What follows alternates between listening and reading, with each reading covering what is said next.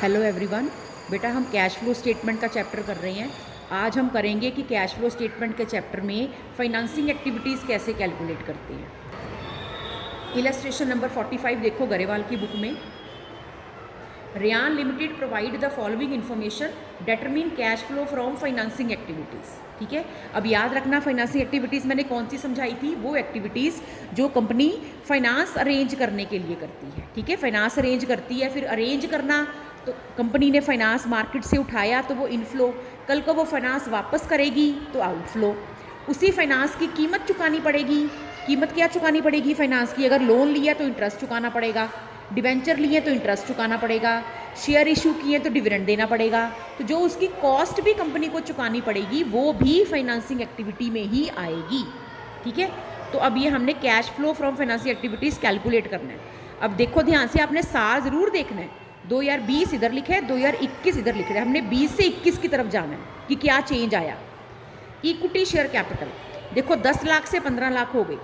अगर मैं इसको एकदम देखूंगी तो मेरे मन में क्या आएगा, अरे वाह 10 से 15 लाख शेयर हो गए, इसका मतलब कंपनी ने शेयर इशू किया है तो 5 लाख, यानी कि कंपनी को पैसे की जरूरत पड़ी होगी तो कंपनी ने 5 लाख के शेयर इशू किए तो issue of share capital 5 lakh financing में आ जाएगा। पर एक मिनट रुको, सीधा बैलेंस शीट देखकर सम नहीं करना शुरू कर देना, एडिशनल इन्फॉर्मेशन भी देखनी है ना, जो नीचे एडजस्टमेंट्स दी होती हैं।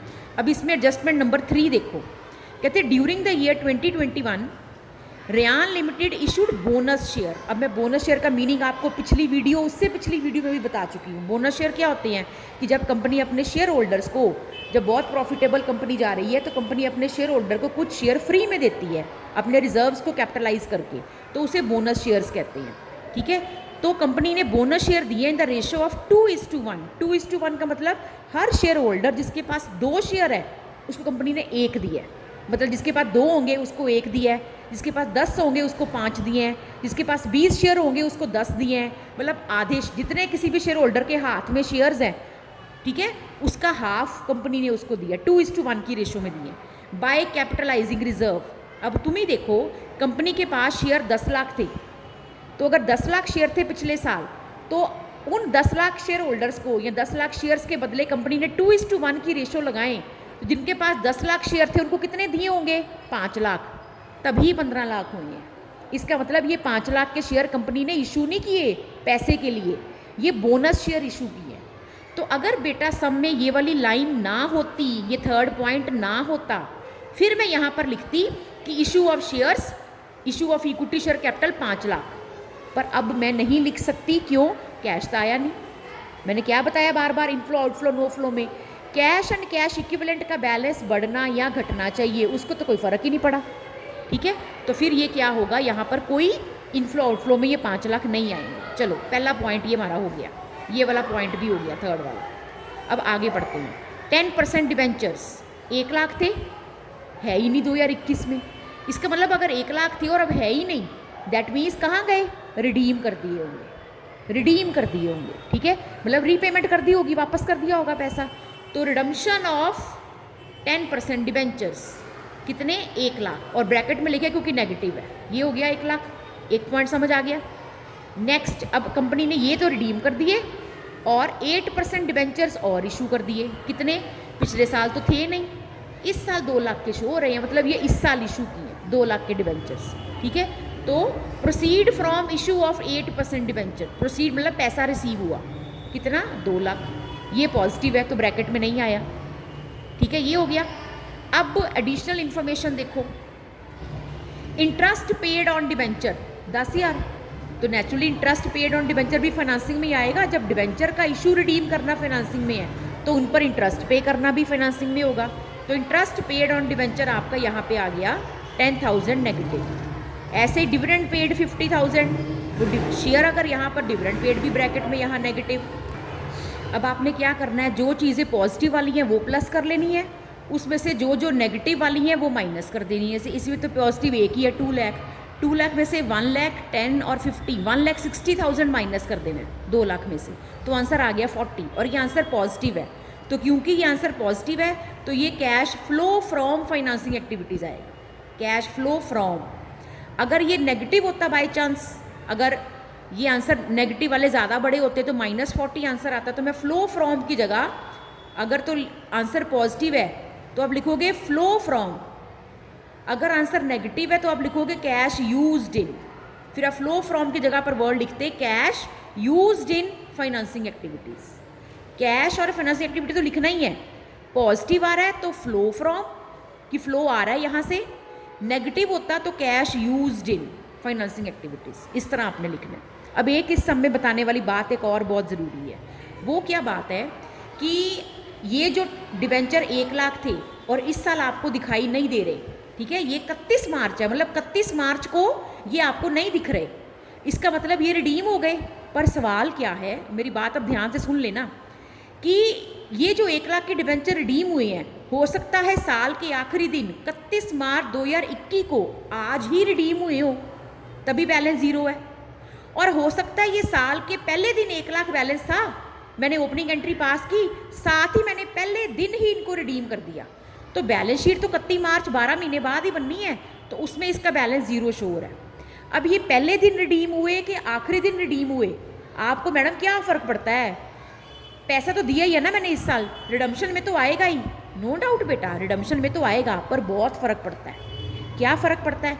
अगर ये डिबेंचर साल शुरू होते ही पहले दिन आपने रिडीम कर दिए थे, सुनना ध्यान से, पहले दिन आपने रिडीम कर दिए थे, तो अब इसका मतलब आपने इन पर इंटरेस्ट नहीं पे करना 1 लाख के ऊपर, क्योंकि आपने साल शुरू होते ही, ठीक है, 1 अप्रैल 2020 को साल शुरू हुआ होगा ना, 31 मार्च 2020 मतलब 1 अप्रैल 2021 को ये साल शुरू हुआ होगा, सॉरी 2020 को ये साल शुरू हुआ होगा, आपने पहले दिन रिडीम कर दिए, फिर इस 1 लाख पे इंटरेस्ट देने की ज़रूरत नहीं है, आपने को तो सारा साल ये पैसा यूज़ किया है। अगर आप ये ज्यूम करते हो कि ये आज ही अभी रिडीम हुए हैं, फिर तो आपने पूरा साल 1 लाख रुपया यूज़ किया है, फिर इस 1 लाख पे इंटरेस्ट देना बनता है।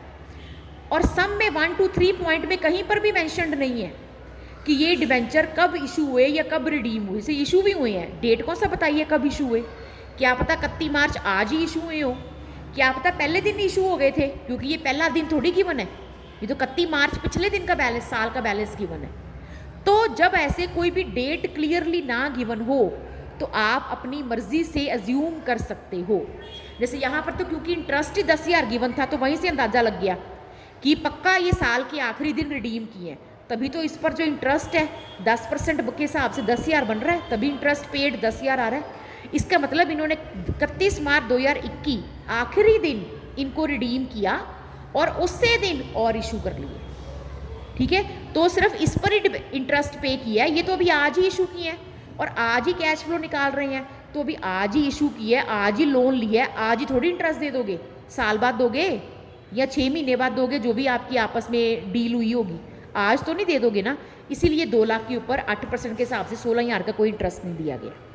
और एजम्पशन लिख दी, assumed that 10% debentures have been redeemed and new 8% debentures have been issued on 31 March 2021, तभी इंटरेस्ट 10,000 बना। तो ये एजम्पशन आपने दे देनी है, ठीक है।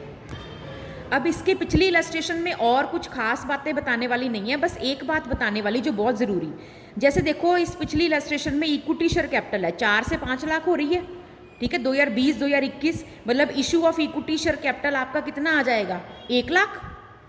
साथ में आपका सिक्योरिटी प्रीमियम रिजर्व वो भी आपका 40 से 50 हो रहा है, इसका मतलब सिक्योरिटी प्रीमियम रिजर्व बढ़ रहा है। अब आप शेयर का डिबेंचर का चैप्टर कर चुके हो, जब भी शेयर या डिबेंचर प्रीमियम पे इशू होते हैं तब हम उस अमाउंट को क्रेडिट करते हैं टू सिक्योरिटीज प्रीमियम रिजर्व। अगर ये प्रीमियम का बैलेंस 10,000 बढ़ रहा है, इसका मतलब कि ये जो शेयर इशू हुए हैं ये पक्का प्रीमियम पर इशू हुए होंगे, तो 1 लाख तो उसकी फेस वैल्यू का हो गया, प्लस 10,000 का प्रीमियम हो गया, तो proceed from issue of share 1 lakh plus 10,000 1,10,000 आएगा।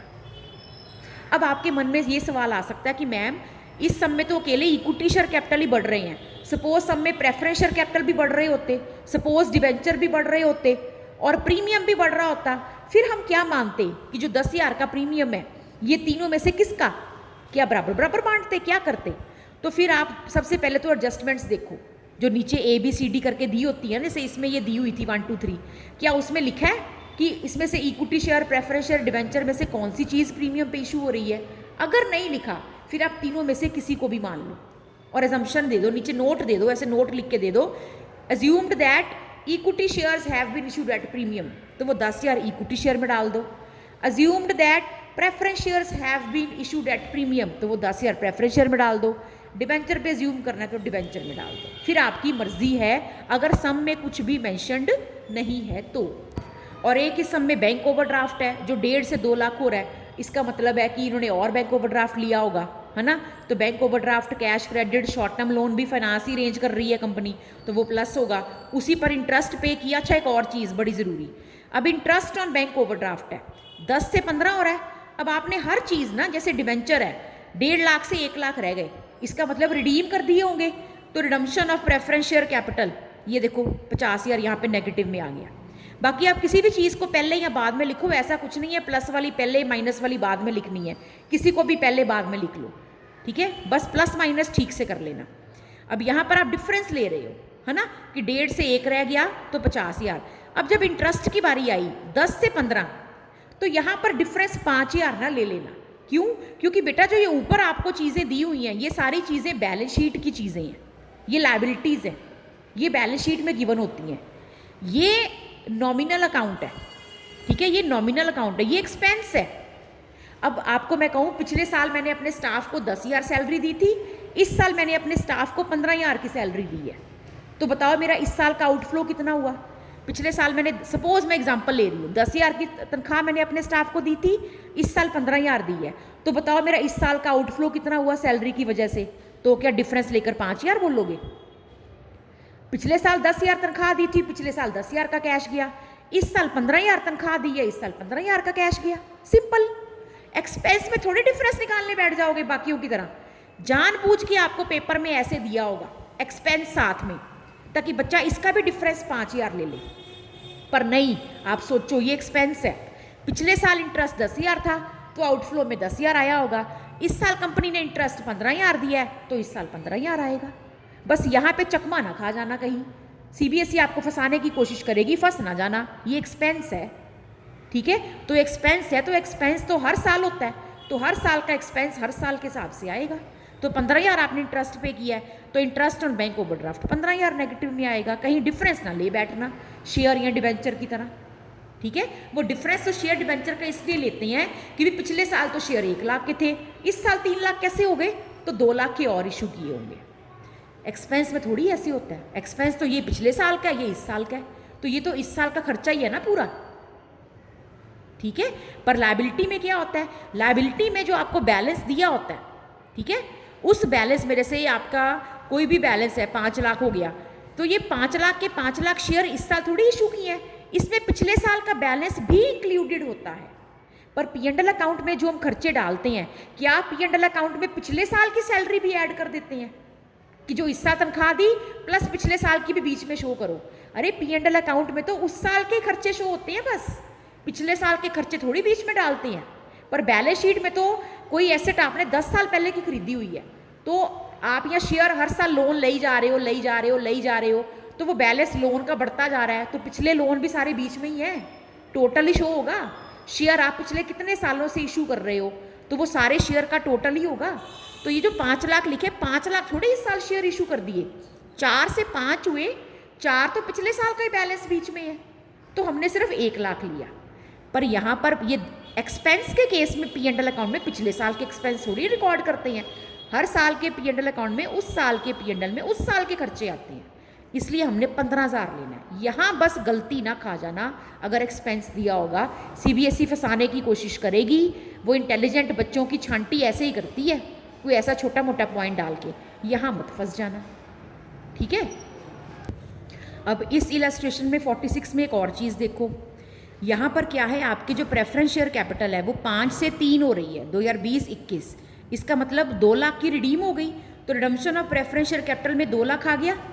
प्लस देखो एडजस्टमेंट्स में क्या गिवन है, preference shares were redeemed at a premium of 5%, तो प्रेफरेंस शेयर्स 5% के प्रीमियम पे रिडीम हुए हैं, इसका मतलब वापस करते वक्त पैसा उन्होंने शेयर होल्डर्स को 5% एक्स्ट्रा वापस किया है, ठीक है।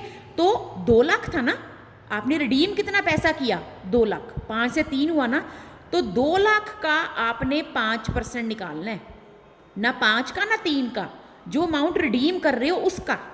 2 लाख रिडीम हुआ उसका 5% 10,000, तो आपने टोटल कितना रिडीम किया, 2,10,000। अब एक और चीज़ देखो, यहाँ पर क्या है, उन्होंने बोला है कि इंटरिम डिविडेंड। पहली बात तो इंटरिम डिविडेंड क्या होता है? इंटरिम डिविडेंड होता है कंपनी की हर साल एक एनुअल जनरल मीटिंग होती है। तो हर एनुअल जनरल हर साल एक को नहीं है, तो 2 एनुअल जनरल मीटिंग्स के बीच में, कई बार साल के बीच में कभी कंपनी सोचती है कि मैं अपने शेयर होल्डर्स को डिविडेंड दूँ, तो वो इंटरिम डिविडेंड होता है। एक तो अपने एनुअल जनरल मीटिंग में कंपनी डिक्लेयर करती है, वो तो उनका फाइनल डिविडेंड होता है। बीच में कभी दे दे तो वो इंटरिम डिविडेंड होता है। तो इक्विटी शेयर्स के ऊपर कंपनी इंटरिम डिविडेंड देने लगी है 15% के हिसाब से। अब कौन से इक्विटी शेयर लेने हैं, 7 के 9? तो आपने ये लेने हैं 2020 पिछले साल वाले, ठीक है, ये तो अभी इशू किए हैं। 7 लाख का आपने 15% लेना है, तो 7 लाख पर आपने 15% निकालना है, किसका? 7 लाख का, ठीक है। तो वो कितना आ गया, 7 लाख का 15%, 1,05,000, ठीक है। तो ये कैसे आया, 7 लाख का 15%। अब उसके बाद डिविडेंड ऑन प्रेफरेंस शेयर भी कहते पे किया है। अब वो प्रेफरेंस शेयर पर भी डिविडेंड किस पर लेना हमने, कितना पे किया है उन्होंने, 12%, उसके रेट फिक्स होता है, तो 5 लाख का 12%, ठीक है। तो 5 लाख का हमने निकाला 12%, तो 12,5 60, तो ये कितना आ गया, 60,000। और वैसे भी इन्होंने बताया है, क्योंकि जो न्यू शेयर और डिबेंचर कहते हैं इशू किए हैं, वो लास्ट डेट, करंट ईयर की लास्ट डेट, मतलब आज ही 31 मार्च को 2021 को इशू किए हैं, और आज ही हम कैश फ्लो निकाल रहे हैं, तो आज ही इशू किए, आज थोड़ी डिविडेंड मिल जाएगा, वो तो साल बाद मिलेगा, ठीक है। इसीलिए हमने इन बैलेंसेस के ऊपर क्या निकाला, डिविडेंड निकाला। और ऐसे वो बोल रहे हैं डिबेंचर भी लास्ट डेट को इशू किए हैं, 4 लाख तो हुए हैं, पर आज इशू किए हैं, तो पूरा साल तो कंपनी के पास 3 लाख ही थे, तो इंटरेस्ट भी हमने 3 लाख का 12% कितना पे किया, 36,000 ही पे किया। फिर बस आंसर निकाल लिया, वो नेगेटिव आया, इसलिए cash used in financing activities हो गया। तो ये फाइनेंसिंग का सारा मैंने आपको आज समझा दिया। Thank you.